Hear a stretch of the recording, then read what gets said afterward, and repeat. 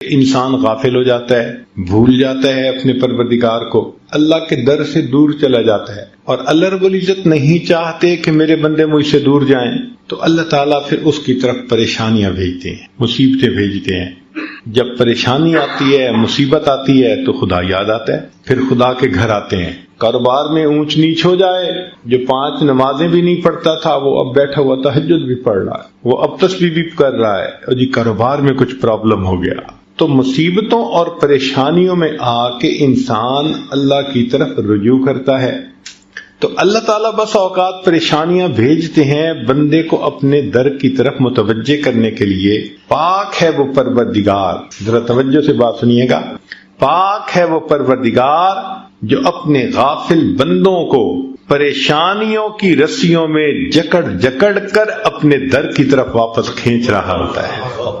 یاد رکھیں، خوشیاں سلاتی ہیں اور غم جگاتے ہیں، خوشیاں سلاتی ہیں اور اگر یہ غم نہ ہوتے پتہ نہیں ہم کس حال میں ہوتے۔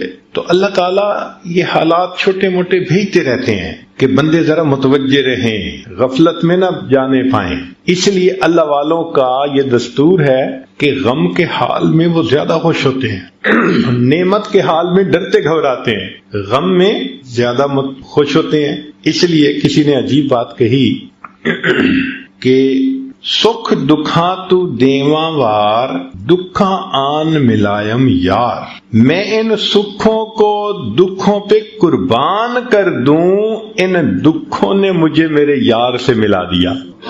اچھا یہ بھی ہو سکتا ہے کہ آپ نے یہ بلائیں مصیبتیں خود مانگی ہوں، آپ حیران ہوں گے کہ بلائیں مصیبتیں تو کوئی نہیں مانگتا، ہو سکتا ہے ہم نے مانگی ہوں۔ وہ کیسے؟ متوجہ ہوں ذرا، ہم نے دعا مانگی، اللہ قیامت کے دن اپنے حبیب صلی اللہ علیہ وسلم کے ہاتھوں حوض کوثر کا جام عطا فرما دینا، اور اللہ نے دعا قبول کر لی، مگر عمل تو ایسے ہیں نہیں، دعا قبول ہو گئی تو کیسے ملے گا وہ جام؟ تو پھر اللہ تعالیٰ ایسے بندے کی طرف کچھ چھوٹی پریشانیاں، کچھ مصیبتیں، کچھ حالات بھیج دیتے ہیں۔ اگر وہ بندہ ان حالات پہ صبر کرتا ہے، اس کو بہانہ بنا کر اللہ اس کو یہ نعمت عطا فرما دیتے ہیں۔ آپ نے دیکھا ہوگا کہ بچہ جب اپنے آپ کو گندا کر لیتا ہے تو ماں اس کو پھر دھوتی ہے، نہلاتی ہے۔ اب بچے کی رونے کی آوازیں آ رہی ہیں تو آپ پوچھیں بچہ کیوں رو رہا ہے، اس کی ماں کدھر ہے؟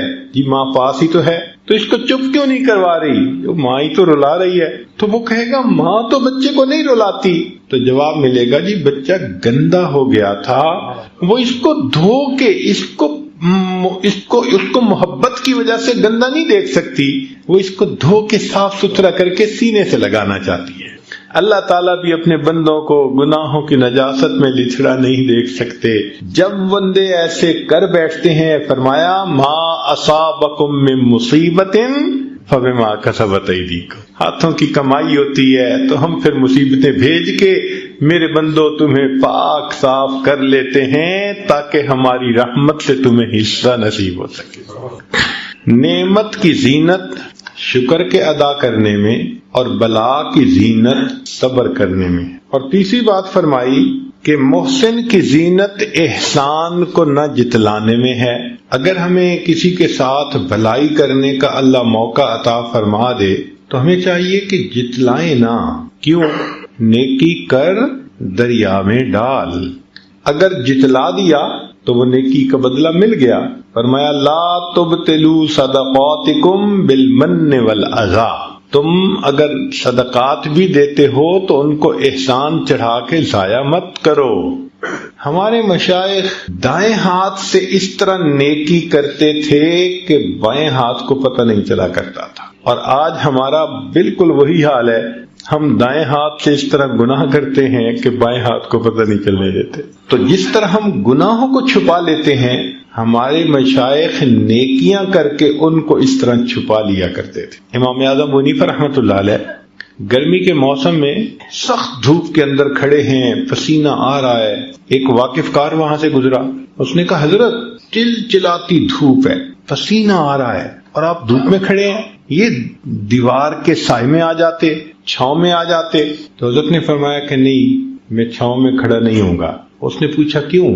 فرمایا کہ صاحب خانہ نے مجھ سے قرضہ لیا ہوا تھا اور آج اس نے واپس کرنے کے لیے مجھے بلایا تھا، میں نے دروازہ کھٹکھٹایا ہے، دھوپ میں اس لیے کھڑا ہوں کہ اس قرضے کے بدلے اس کی دیوار کے سائے کا بھی فائدہ نہیں اٹھانا چاہتا، یہ بھی نہ سود بن جائے۔ چنانچہ سلف صالحین اگر کسی کا بھلا کرنا چاہتے تھے، خدمت کرنا چاہتے تھے، تو رات کو ان کے دروازے کھول کے جو سامان ہوتا تھا ان کے گھر کے اندر ڈال کے اور اوپر پیغام دے دیتے تھے کہ یہ تمہارے لیے فلاں ہے، اور اس لیے ایسا کرتے تھے کہ یہ بھی پتہ نہ چلے کہ ہمارے ساتھ یہ بھلا کس بندے نے کیا ہے۔ چنانچہ سیدنا صدیق اکبر لانو کا زمانہ خلافت ہے۔ عجیب واقعہ ہے، عمر لانو ملنے کے لیے آئے تو دیکھا کہ وہاں پر ایک کاغذ پڑا ہوا ہے جو بھی چمڑے کی کوئی چیز تھی، اور اس پر لوگوں کے نام لکھے ہوئے ہیں جو سینئر سٹیزن تھے، زیادہ بوڑھے تھے یا معذور لوگ تھے، ہینڈی کیپ تھے، اور ان کو خدمت کی ضرورت تھی، اور جس نے ان کی خدمت ذمے لی ان کا بھی نام آگے لکھا ہوا تھا، اس کی خدمت اس نے ذمے لے لی، اس کی اس نے لے لی، اس کی اس نے۔ ایک جگہ ایک بڑھیا کا نام لکھا ہوا تھا، آگے جگہ خالی تھی، تو عمر لانو نے اس بڑھیا کا نام بھی نوٹ کر لیا اور اس کا گلی، مکان، ایڈریس بھی نوٹ کر لیا، اور کہا کہ بھائی اس کی خدمت میں کروں گا۔ اب بوڑھی عورت کی کیا خدمت کرنی ہوتی تھی کہ اس کے گھر میں جاتے تھے، جھاڑو دے دیتے تھے، برتن دھو دیتے تھے، باہر سے پانی بھر کے اس کو گھر میں پہنچا دیتے تھے۔ ان کاموں کے ہونے سے اس بڑھیا کو آسانی ہو جاتی تھی، وہ پردے میں رہ کے زندگی گزارے۔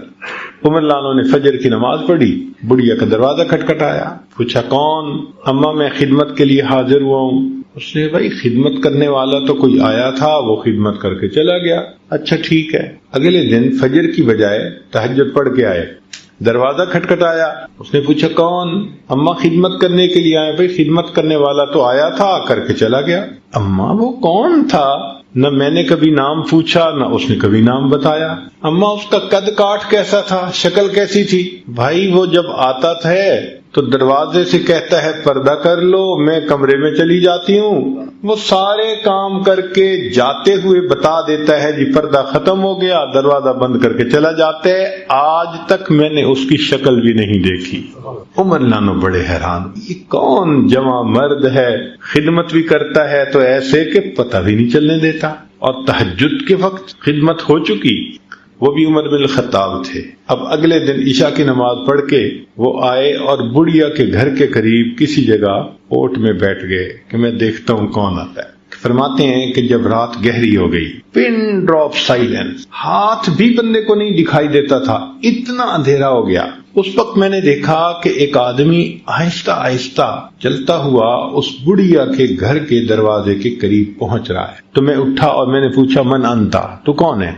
تو جواب میں امیر المومنین سیدنا صدیق اکبر لانو کی آواز آئی، میں ابو بکر ہوں۔ میں نے کہا امیر المومنین رات میں اس اندھیرے میں اس بڑھیا کی خدمت کرنے کے لیے آپ؟ کہتے ہیں کہ میں نے جب نوٹ کیا تو ان کے پاؤں میں جوتے نہیں تھے، ننگے پاؤں تھے۔ تو میں نے پوچھا کہ امیر المومنین آپ کے پاس جوتے ہیں نہیں یا آپ گھر اتار کے آئے؟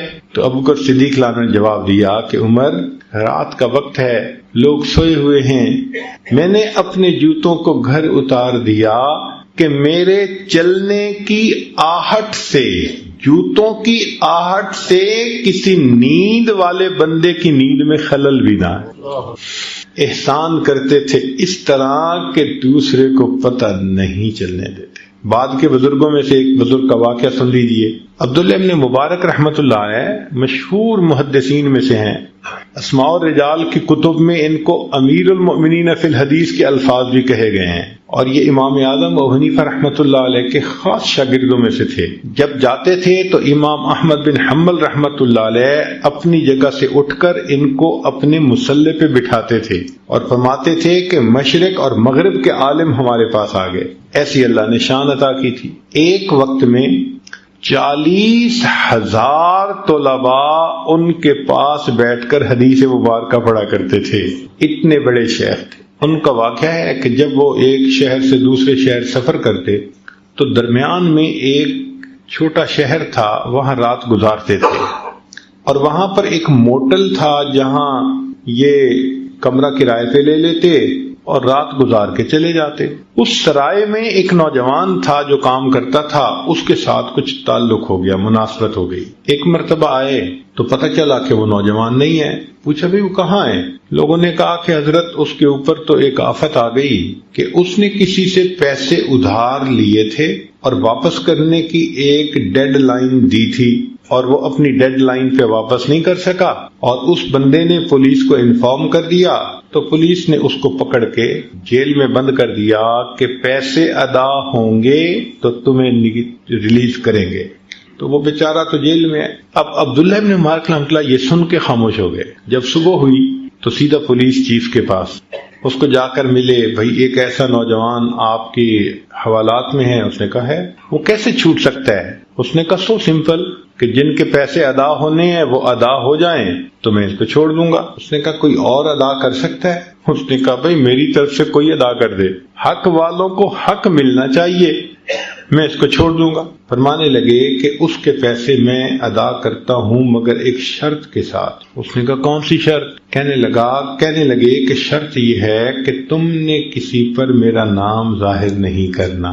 یہ احسان ہوتا ہے، پتہ بھی نہ چلنے دینا. چنانچہ عبداللہ ابن مبارک رحمۃ اللہ نے پیمنٹ کر دی اور چلے گئے اس شہر سے. بعد میں پولیس چیف نے اس نوجوان کو جب ریلیز کر دیا تو اس کو اتنا پتہ چلا بھائی کسی نے تمہارا قرض دے دیا ہے. کس نے دیا اس کا پتہ نہیں چلا. وہ نوجوان واپس آ گیا. اس کے بعد سال میں کئی مرتبہ آپ اسی جگہ گزرتے، قیام کرتے. وہ نوجوان آپ کو اپنا واقعہ سناتا، میں قید ہو گیا تھا، کسی نے قرضہ ادا کر دیا، پھر میں چھوٹا. حضرت خاموشی سے واقعہ سن لیتے تھے.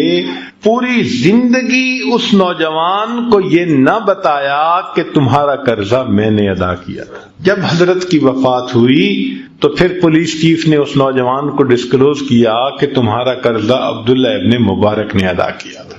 ہمارے اکابر احسان کر کے جتلاتے نہیں تھے، پتہ بھی نہیں چلنے دیتے تھے. اور فرمایا کہ نماز کی زینت خشوع اور خضوع میں ہے، کہ انسان نماز پڑھے تو خشوع اور خضوع کے ساتھ، ظاہرہ بھی تحمل مزاجی سے پڑھے، رکوع اور سجود اچھے طریقے سے ادا کرے، اور باطنی طور بھی اللہ کی طرف متوجہ رہے، ادھر ادھر توجہ نہ ہو، نماز کی طرف توجہ. آج ہماری نماز عجیب بن گئی ہے. اللہ اکبر کبیرہ. حالت یہ ہے کہ امام صاحب نے 4 رکعت کی نیت باندھی اور 2 رکعت کے بعد سلام پھر بیٹھے. تو مقتدیوں سے پوچھا بھائی مجھے غلطی لگ رہی ہے، 2 پڑھی ہیں یا 4 پڑھی ہیں؟ پوری مسجد کے نمازی یقین سے کوئی نہیں کہہ رہا تھا کہ 2 پڑھی ہیں یا 4 پڑھی ہیں. پوری مسجد میں سب تذبذب کا شکار تھے. اب امام صاحب حیران، بھائی 2 پڑھی ہیں یا 4 کوئی تو بتائے. تو ایک بڑے میاں کھڑے ہوئے، مولانا آپ نے 2 ہی رکعت پڑھی ہیں، پکی بات ہے. تو انہوں نے نماز لوٹائی، 4 رکعت پڑھا دی. پھر نماز پڑھانے کے بعد وہ بڑے میاں کے پاس آئے، بڑا شکریہ ادا کیا. اللہ بھلا کرے، سارے لوگ بس نماز سے غافل تھے اور آپ کی توجہ تو نماز کی طرف تھی، آپ کو یقین سے پتا کہ 2 رکعت. تو بڑے میاں نے جواب دیا کہ مولانا 4 بیٹے ہیں اور 4 رکعت میں ہر رکعت میں بچے کا الگ میں حساب کرتا ہوں بزنس کا. تو آج 2 کا حساب کیا تھا، آپ نے سلام پھیر دیا، اس کا مطلب ہے 2 رکعت پڑھی گئی. یہ آج کل ہماری نمازوں کا حال. کھڑے مسجد میں ہوتے ہیں اور پہنچے ہوئے گلی کوچہ بازار میں ہوتے ہیں. مجھے تو ایسے لگتا ہے کئی مرتبہ کہ ہوائی جہاز پہ سفر کر رہے ہوتے ہیں نا، تو کچھ مسافروں کو نا نیند آ رہی ہوتی ہے، اونگ رہے ہوتے ہیں، اور جب جہاز لینڈ کرتا ہے نا تو وہ اسی حال میں اونگ رہے ہوتے ہیں. جیسے پہیے زمین پہ لگتے ہیں نا تو ان کی آنکھ کھلتی ہے، اوہ لینڈ کر گئے. بالکل اسی طرح لگتا ہے کہ ہم اللہ اکبر کے الفاظ سے فلائی کر جاتے ہیں اور پھر پتہ نہیں کن خیالات کی دنیا میں اڑتے رہتے ہیں. اور جب امام کہتے ہیں نا السلام علیکم ہمارے پاؤں زمین پہ لگ جاتے ہیں. اب ہم واپس آ گئے. نماز تو وہ ہے جس میں اللہ کی طرف خشوع خضوع ہو بندے.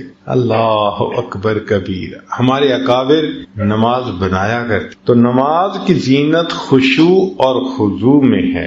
شیخ عبد الواحد رحمۃ اللہ علیہ کے سامنے کسی نے کہا حضرت جنت میں نماز نہیں ہوگی، تو رونے لگ گئے۔ کسی نے پوچھا کہ رو کیوں رہے ہیں؟ فرمانے لگے اگر جنت میں نماز نہیں ہوگی تو پھر جنت میں مزہ ہی کیا آئے گا۔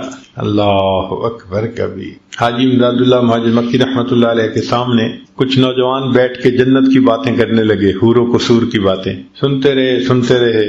جب وہ خوب باتیں کر چکے تو حضرت نے فرمایا کہ اگر قیامت کے دن اللہ رب العزت کا مجھ پر فضل ہو گیا تو میں تو اتنا عرض کروں گا، اللہ اپنے عرش کے نیچے مصلی کی جگہ عطا فرما دی۔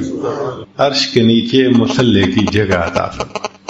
مولانا یحییٰ رحمۃ اللہ علیہ لمبا سجدہ کرتے تھے۔ کسی نے کہا کہ حضرت اتنا لمبا سجدہ؟ فرمان لگے ہاں، جب میں سجدہ کرتا ہوں تو یوں محسوس ہوتا ہے میں نے اپنے آقا کے قدموں پہ سر رکھ دیا، سر اٹھانے کو میرا دل نہیں چاہتا۔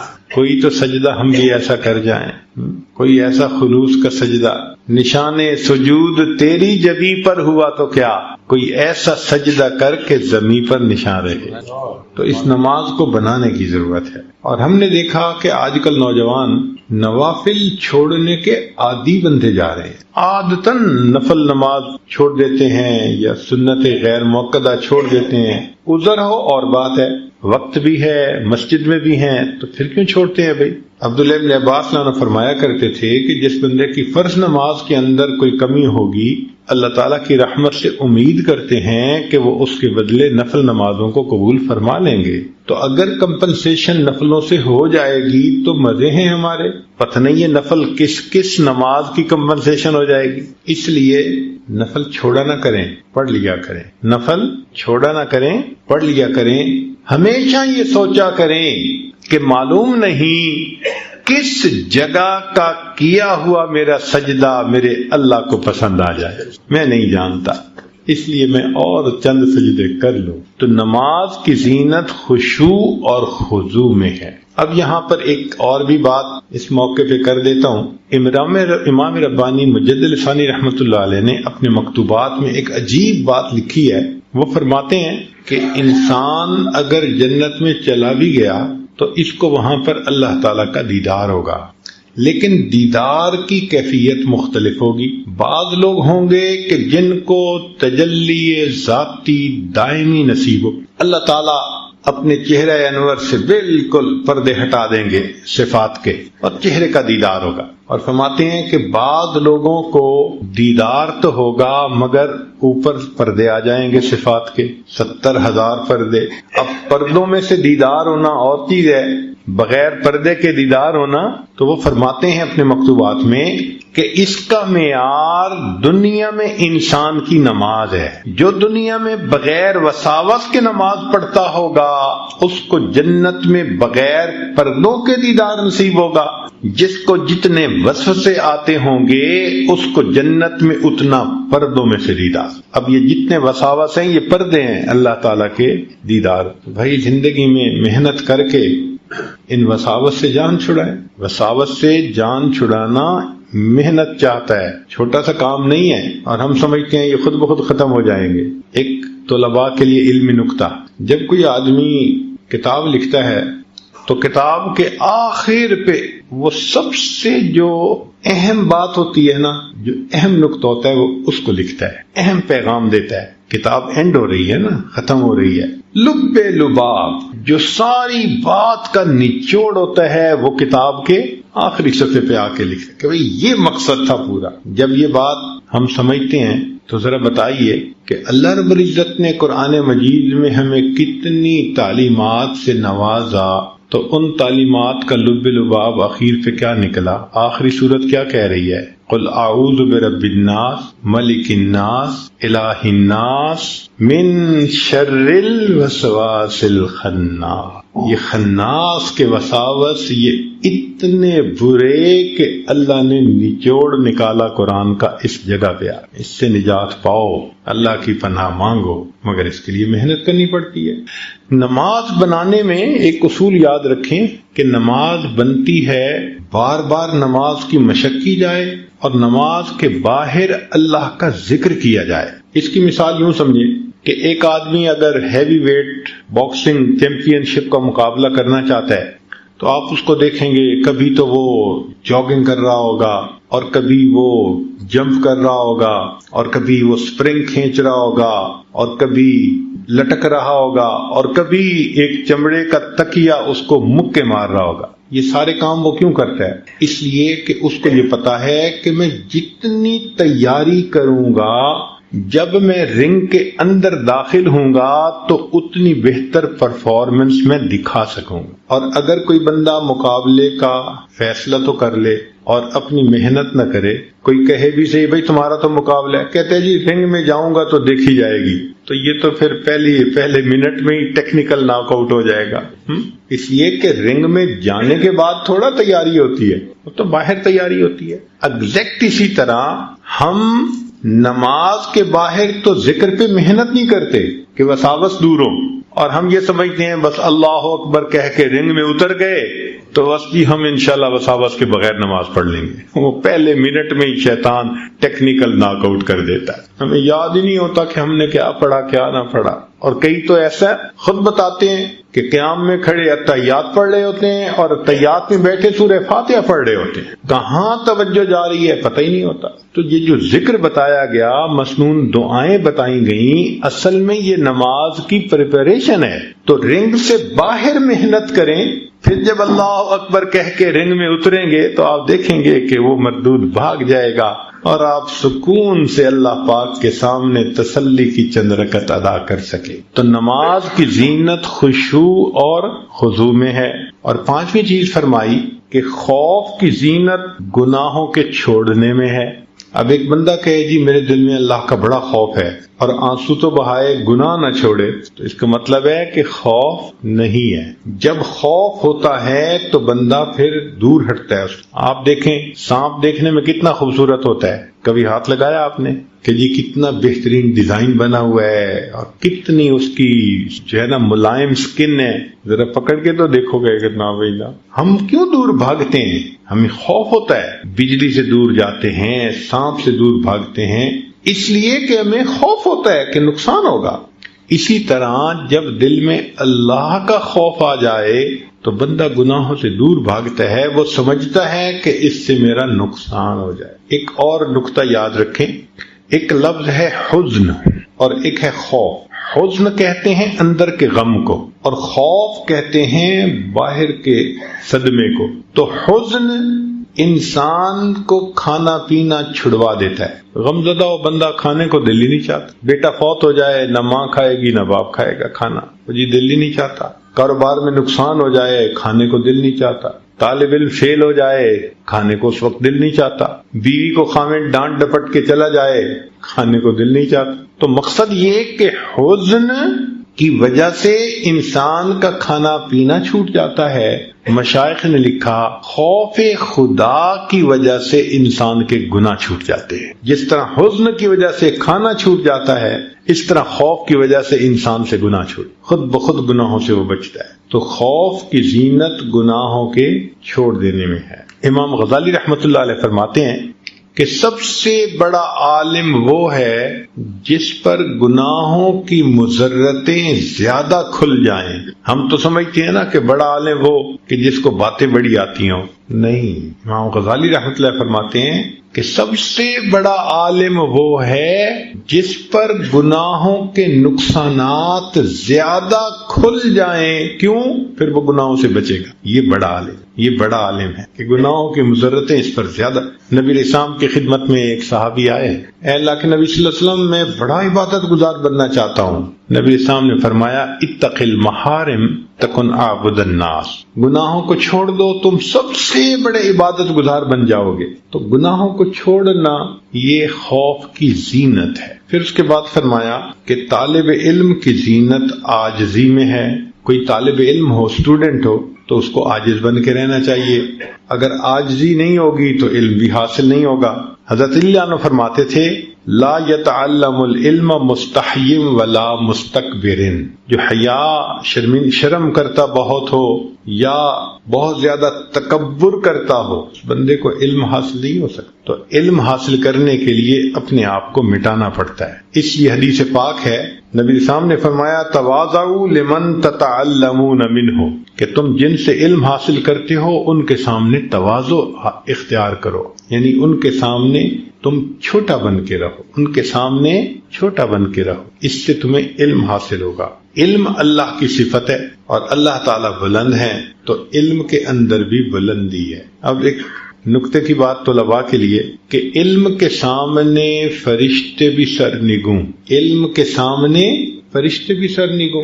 حضرت آدم علیہ السلام کے سامنے فرشتے ہار گئے نا، اور سجدہ کیا انہوں نے، تو کس وجہ سے سجدہ کیا؟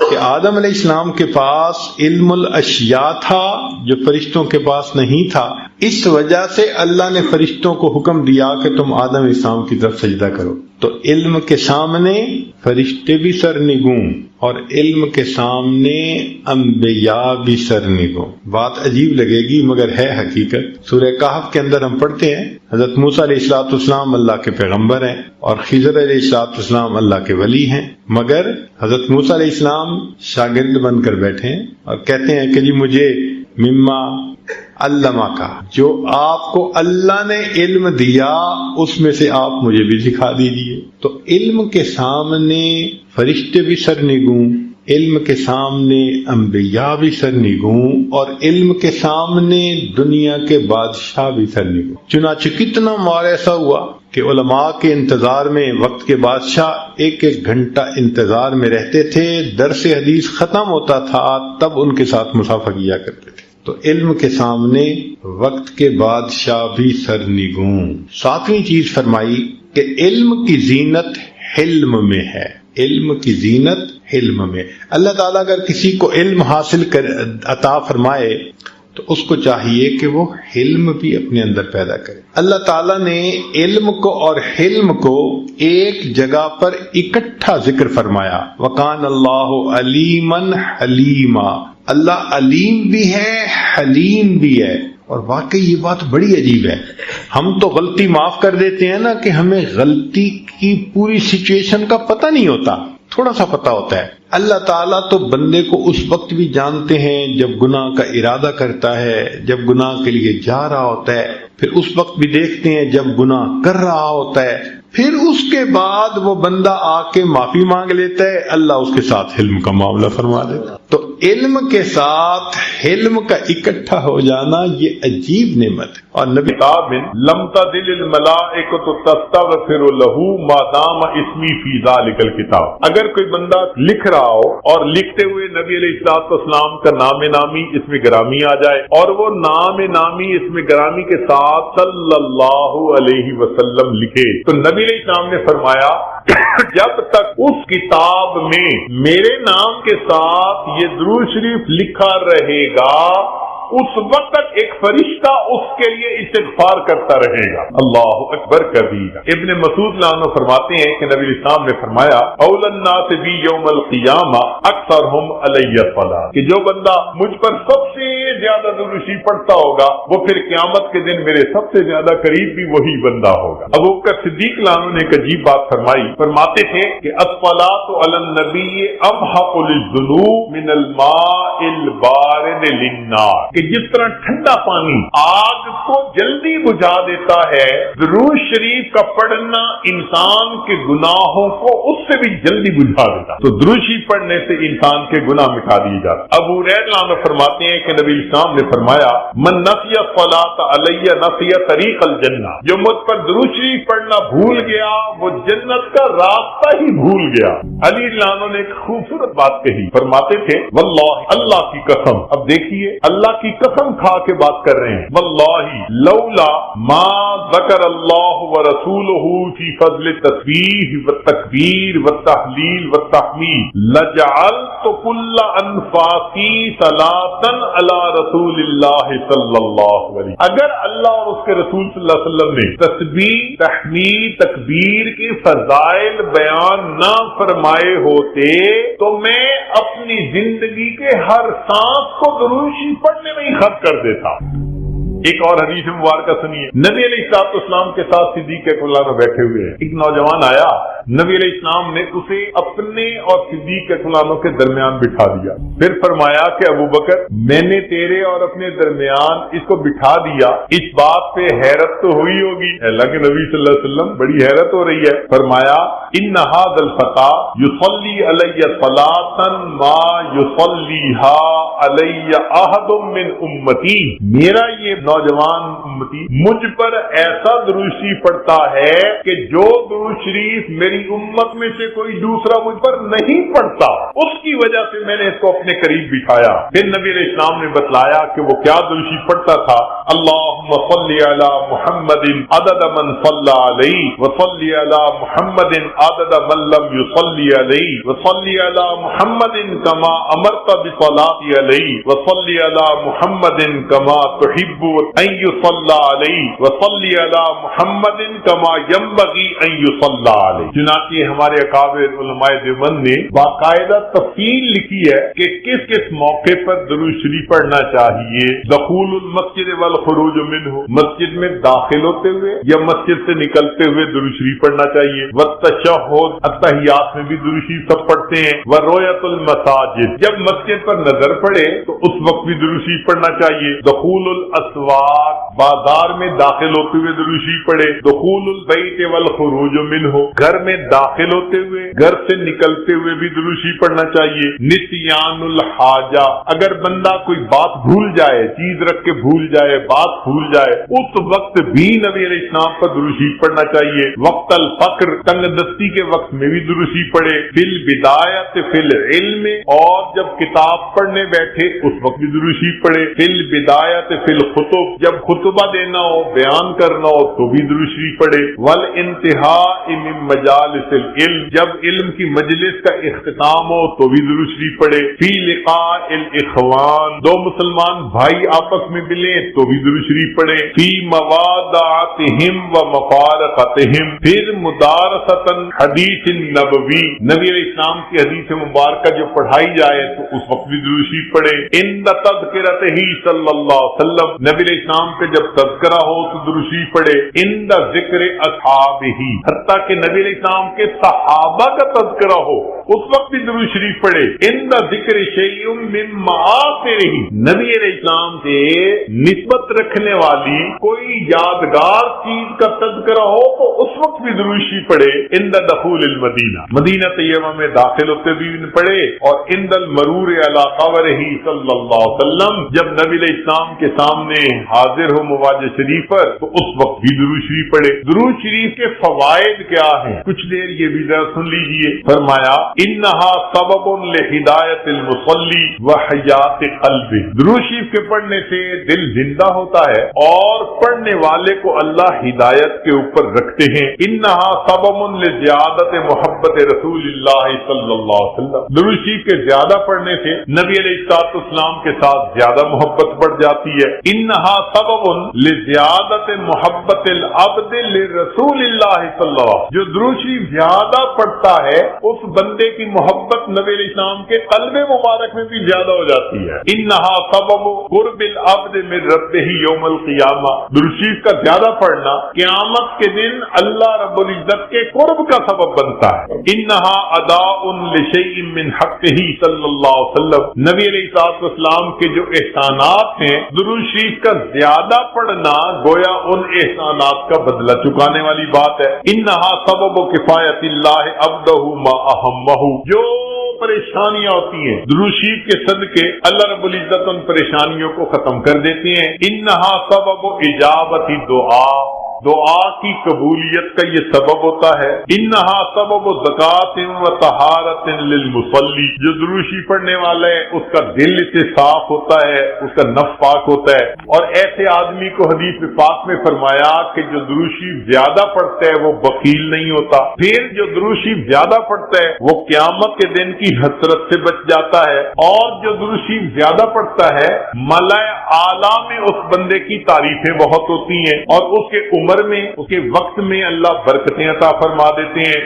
اور انہا سبب لتثبیت قدم العبد علی الصراط، جو بندہ درود شریف زیادہ پڑھتا ہے قیامت کے دن پل صراط سے گزرتے ہوئے اس کے پاؤں اتنے مضبوط ہوں گے، درود شریف زیادہ پڑھا ہوگا. اور ایک اور بات، انہا سبب لثقل کفۃ المیزان، کہ یہ درود شریف میزان کے پلڑے کے بھاری ہونے کا سبب بن جائے گا. اب اس بارے میں ایک حدیث مبارکہ ہے، وہ ذرا سن لیجئے کہ درود شریف کا قیامت کے دن کیا سبحان اللہ کیا شان ہوگی. ایک حدیث مبارکہ علامہ جلال الدین سیوطی رحمۃ اللہ علیہ نے تذکرہ میں اس کو ذکر کیا ہے، اور ابن ابی دنیا اور نمیری نے اس کو الاعلام کتاب میں ذکر کیا ہے. فرماتے ہیں کہ عبداللہ لانو ایک صحابی اس کے راوی ہیں کہ نبی علیہ السلام نے ارشاد فرمایا، ان لآدم علیہ السلام من اللہ عز وجل موقفا فی حس من العرش، قیامت کے دن آدم علیہ السلام کو اللہ تعالیٰ عرش کے سامنے ایک ایسی جگہ عطا فرمائیں گے،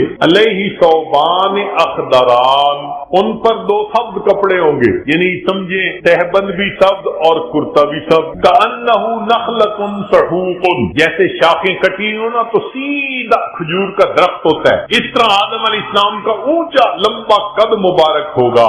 ینظر الی من ينطلق به من والدہ الی الجنہ ومن ينطلق به الی النار. اونچے قد کی وجہ سے آدم علیہ السلام دیکھ رہے ہوں گے کہ ان کی اولاد میں سے کس کو جنت لے جایا جا رہا ہے اور کس کو جہنم لے جایا جا رہا ہے. فبین آدم علی ذلک، آدم علیہ السلام اس حال میں ہوں گے اذ نظر الی رجل من امت محمد صلی اللہ علیہ وسلم، کہ وہ نبی علیہ السلام کی امت میں سے ایک بندے کو دیکھیں گے، ينطلق به الی النار، کہ اس کو فرشتے گھسیٹ کر جہنم کی طرف لے کے جا رہے ہوں گے. فینادی آدم علیہ السلام، تو آدم علیہ السلام پکاریں گے یا احمد یا احمد، نبی علیہ السلام کا نام پکاریں گے. آپ صلی اللہ علیہ وسلم کا نام محمد بھی اور آپ صلی اللہ علیہ وسلم کا نام احمد بھی، اسمہ احمد. تو آدم علیہ السلام نبی علیہ السلام کا نام پکاریں گے یا احمد یا احمد، فیقول علیہ السلام، اس نام کو سن کر نبی علیہ السلام جواب میں کہیں گے لبیک یا ابا البشر، اے بشر کے والد لبیک میں حاضر ہوں. فیقول، وہ بتلائیں گے ھذا رجل من امتی کا، یہ آپ کی امت کا ایک بندہ ہے، ينطلق به الی النار، اس کو جہنم کی طرف لے جایا جا رہا ہے. قال صلی اللہ علیہ وسلم، نبی علیہ السلام نے فرمایا فاشد المئزرہ، میں اپنی چادر کو کس کے باندھ لوں گا. یہ عربوں میں ایک مقولہ تھا، جب انہیں کسی اہم کام کے لیے اٹھنا ہوتا تھا نا تو کہتے تھے جی ذرا چادر کو کس کے باندھو چلو. تو نبی علیہ السلام فرماتے ہیں میں اپنی چادر کو کس کے باندھ لوں گا. وَأَسْرَعُ فِي أَثَرِ الْمَلَائِكَةِ، اور میں تیزی سے چلوں گا ان فرشتوں کے پیچھے جو میری امتی کو جہنم لے کے جا رہے ہوں گے. فَأَقُولُ، اور میں یہ کہوں گا یا رسول ربی، اے میرے رب کے نمائندو، کفو، رک جاؤ. فَيَقُولُونَ، وہ آگے سے جواب دیں گے نَحْنُ الْغِضَالُ الشِّدَادُ الشِّدَادُ، ہم بڑے قوی اور سخت گیر ہیں. لا نعصی اللہ تعالی ما امرنا، جو اللہ حکم دیتا ہے ہم اس کی نافرمانی نہیں کرتے. وَنَفْعَلُ مَا نُؤْمَرُ، اور ہم وہ کرتے ہیں جس کا ہمیں حکم ملتا ہے. فَإِذَا آیَسَ النَّبِيُّ صلی اللہ علیہ وسلم، جب اللہ کے نبی صلی اللہ علیہ وسلم ان سے مایوس ہو جائیں گے کہ میرے کہنے کے باوجود یہ فرشتے جا رہے ہیں لے کے جہنم کی طرف، رک نہیں رہے، تو نبی علیہ السلام فرماتے ہیں قبض علی لحیتہ بیدہ الیسری واستقبل العرش وجہ ہی، نبی علیہ السلام اپنے بائیں ہاتھ سے اپنی ریش مبارک کو پکڑیں گے اور اپنے چہرے انور کو آسمان کی طرف کر کے دیکھیں گے، عرش کی طرف کر کے دیکھیں گے. عربوں میں یہ طریقہ تھا کہ جب کسی سے معافی مانگنی ہوتی، منانا ہوتا، تو آج بھی کا طریقہ تھا کہ داڑھی پہ ہاتھ رکھ کے بڑی لجاجت کے ساتھ اس کی طرف محبت سے دیکھتے تھے، فریاد کرتے تھے بھئی ہم پہ رحم کھا لو. نبی علیہ السلام جب فرشتوں کو دیکھیں گے کہ وہ رک نہیں رہے، میری امتی کو لے کے جہنم میں جا رہے ہیں، آقا صلی اللہ علیہ وسلم فرماتے ہیں میں اپنی جو ہے بایاں ہاتھ اپنی ریش کے اوپر رکھوں گا اور میں آسمان عرش کی طرف اپنے چہرے انور کے ساتھ دیکھوں گا. پھر نبی علیہ السلام فیقول فرمائیں گے یا ربی قد وعدتنی اللہ تخزینی فی امتی، اے اللہ آپ نے وعدہ نہیں فرمایا تھا میری امت کے معاملے میں آپ مجھے رسوا نہیں فرمائیں گے۔ فیاتی النداء من قبل الارض، عرش کے اوپر سے ایک آواز آئے گی اطیعوا محمدا، او میرے فرشتوں محمد صلی اللہ علیہ وسلم کی اطاعت کرو، وردوا ھذا العبد الی المقام، اور اس بندے کو واپس جہاں سے لائے تھے میزان کے قریب وہیں جا کر چھوڑ کر آؤ۔ چنانچہ وہ فرشتے اس بندے کو وہاں جا کر چھوڑیں گے، فیخرج صلی اللہ علیہ وسلم، اب دوبارہ وزن شروع ہوگا۔ نبی علیہ السلام ایک چھوٹا سا کاغذ کا پرزہ بطاقتن، کاغذ کا پرزہ نکالیں گے،